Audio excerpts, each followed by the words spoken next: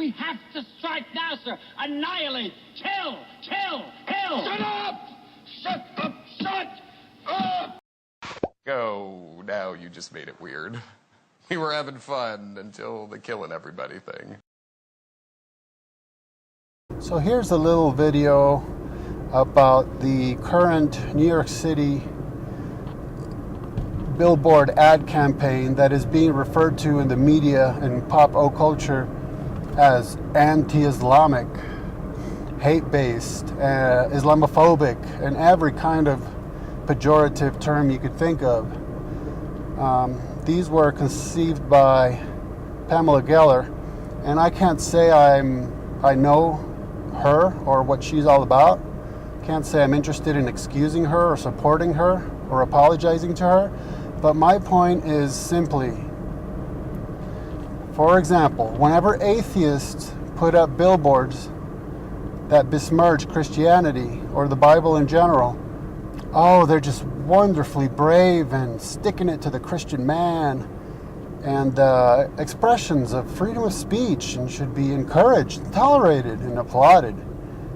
But you get billboards such as the ones by Geller, and they're hate speech. They're going to incite violence. Yes, they're going to encourage people to perform hate crimes, and they're Islamophobic and hateful and you name it. And it's fascinating. Now, my concern is a very simple one. If you peruse the news headlines, the news stories, the blog posts, in other words, the media and pop culture, everyone's talking about how people are going to feel about these billboards. How are they going to feel about them? They're going to be upset and hurt and offended. And nobody wants to talk about, I mean, we're constantly being told to have these great national conversations. Nobody wants to talk about what? Whether the claims are accurate. Why doesn't anybody want to talk about that? And the biggest example is the billboard that has Hitler, a photograph of Hitler having a discussion with the man known as Hitler's Mufti. And it states that Islamic Jew hating is in the Quran. Okay, now people are just emotionally reacting to it. Instead of asking, well, is that true? Is it in the Quran? Nobody wants to talk about that, because then we would have to face some harsh realities about our world and about Islam. So, since through our public education system we are not taught how to think, but we are rather taught what to think, we prefer to react emotionally, because anybody can do that. You know, not just anybody can sit around and actually delve deeply and cut through logical mazes and what have you. But anybody can just have a gut reaction. And so that's what we're dealing with. Gut reactions to claims. And so the gut reaction is, oh, how does this make me feel? Or how is that going to make other people feel? But nobody wants to have the great national conversation as to whether these things are actually so, whether they are true and accurate. Big controversy to tell you about. The debut this week of what many call anti-Muslim ads on New York City buses and subways is stirring outrage, with people saying that the ads promote hate. But the woman behind the ads claim that they tell the truth that the media and the U.S. government often ignore. CNN's Rosa Flores has more.